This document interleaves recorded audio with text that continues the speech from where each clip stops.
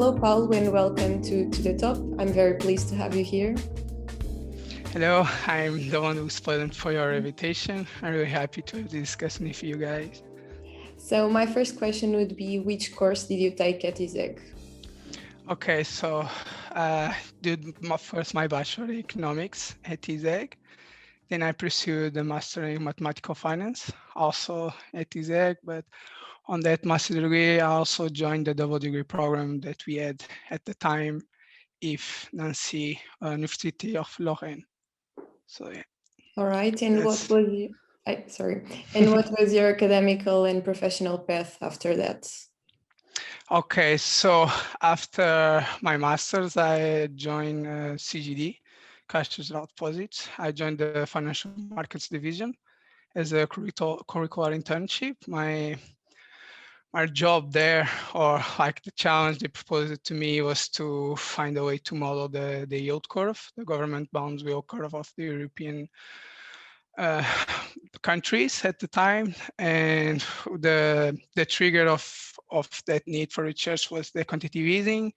So during at the time, just to give a little bit of context, was Mario Draghi was talking about to go into tapering. The United States were already in tapering.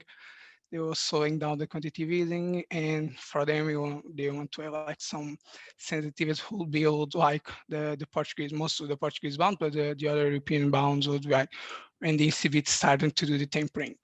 So yeah, that was my first real job experience. I had some previous summer internship, but that was a really interesting challenge. In the really good association with we learning mathematical finance, like really complex modeling and etc. We join all kind of stochastics probability, even if some econometrics theory was really cool. But then when I finished the internship, I was in another recruitment process. I got invitation by UI and I decided to join them. And that was my first time. I was joined a financial service there as a consultant, and that was my first time I worked in credit risk. That's where I am working right now. So after I've been around 2 years at UI, I decided was the time to get some international experience.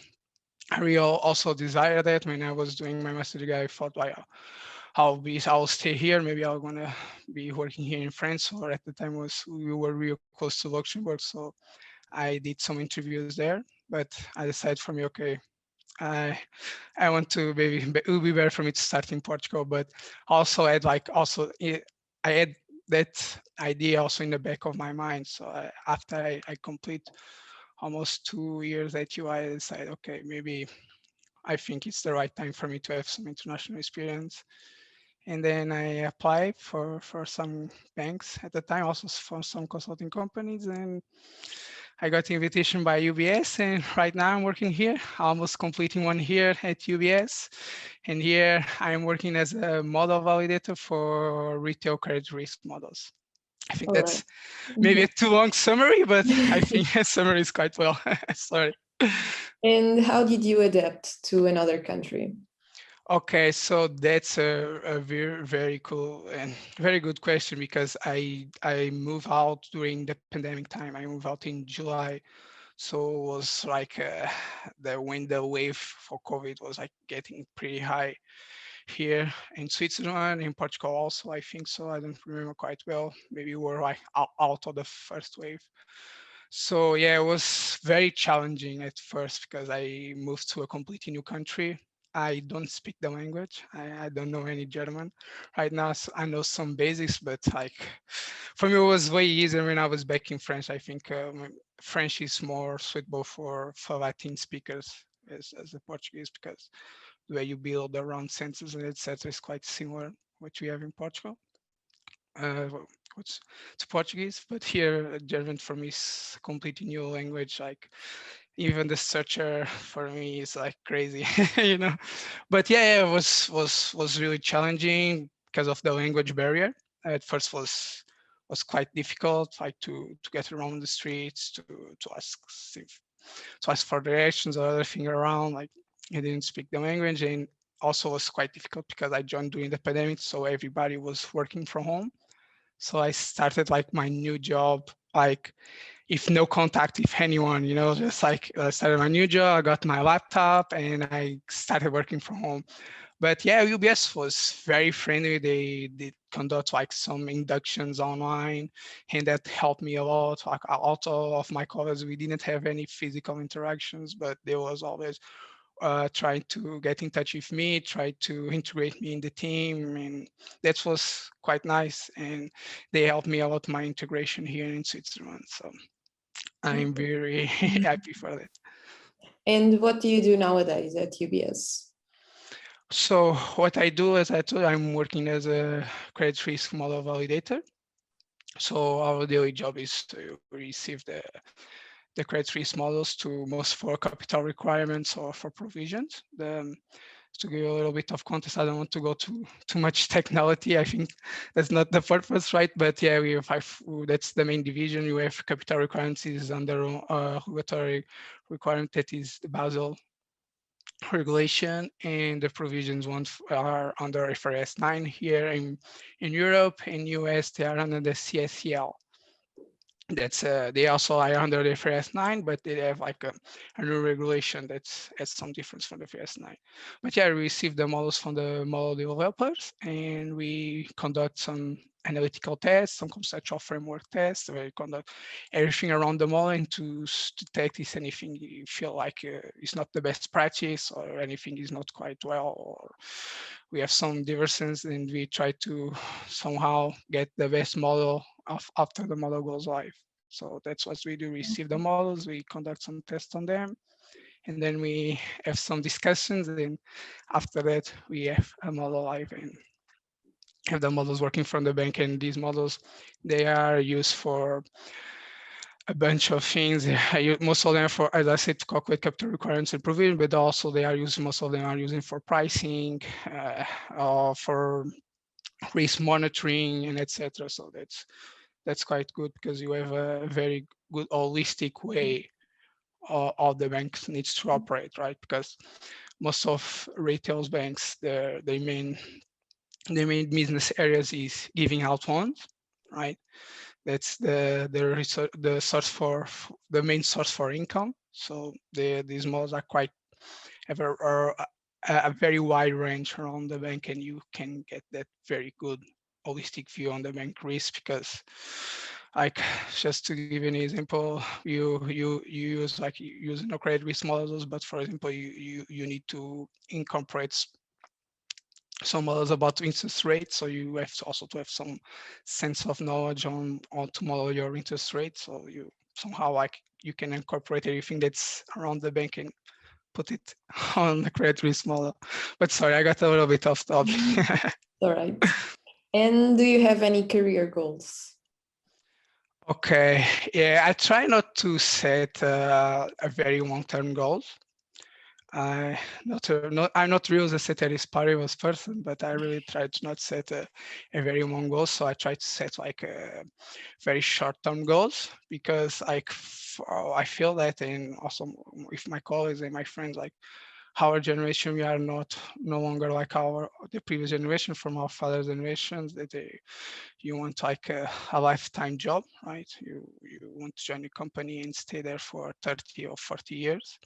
So I'm quite flexible around that. I really have that mindset. I want to learn from as much people I can learn from. Like, that's a very good leverage for you. It's impossible for you to learn everything on your own. So having experience with people from different backgrounds or even in different companies, that really helps you like develop your personal skills, soft skills, even your professional skills. And yeah, I don't try to see, okay, when I see myself in 10 years or 20 years, but right now I try to get a promotion as fast as possible in the short term. So that's really my career goal. But maybe I also have like the feeling, maybe in 20 or 15 years, I'll go back to Portugal and maybe be lucky, like be in a very good position in a consulting company, or having my own business, right? Or even working as a director in a bank. Everything could happen. Mhm. And do you have any advices for ISEG students who want to pursue a career abroad? Yeah, so yeah, my first advice is like to be persistent. You're gonna get a lot of no's at first. Like that's normal. It's just not for ISEG students. It's for every student in every faculty, because even getting to a process getting to a recruitment process is an experience, and you learn every new things in every new recruitment process. So don't get frustrated when you try to do your first applications for international company. Don't get frustrated when you get, like, for example, the process normally, because when you're trying to go abroad, you try to target like top tier companies. That's normal for a exec student, and that's what we should expect for exec student. That we have a very good faculty. We are very good in terms of technical knowledge. I can guarantee that. I already work for students maybe across all universities in the world, some from the best universities in the world, and in terms of your technical knowledge and background, ISEG provides us with the best tools. So don't feel threatened on that way, because you are equipped with the best skills as the other ones. So feel safe on that regard. And yeah, don't get frustrated, like to target what you really want to, like don't be afraid if you or expecting something and then you go to there, and you really are not liking what you are doing. Don't be afraid to change it. Don't be afraid like to do a quick move. Like I feel like that happens a lot, like for a lot of people. They have I can give my experience. Like I first started at market risk. I had like a predefined idea of market risk on my head. I really wanted to, I don't know, I was thinking maybe I could be a trader, or do some quantitative modeling, or algo trading, and etc. I had that idea when I finished my master's studies, and I tried different things, and I really like it working on credit risk. It was nothing when you were talking to me at first, was saying, "Oh, how do you feel about credit risk?" I really don't want to. I really want to pursue a market risk. So yeah, don't be afraid. Like don't get frustrated if you don't get in the first rounds, and don't be afraid if you join in a company you are not liking what you're doing. Don't be afraid to move in, to ask for to move internally, or to move for different companies. I think that's the best advice I can give. Okay, so that were my questions. Thank you very much. It was really good. No, thank you. And I want to really appreciate our small talk. It was feel like more a monologue on my side. So really sorry for taking so much time, and really sorry if I get a little bit off topic of some No, questions. you didn't. Thank you. That's that's a characteristic of mine. So I really apologize for that. But yeah, I'm really enjoying our talk. I really appreciate your invitation. I wish you guys all the best, and let's keep in touch and find you and have a good weekend. Thank you.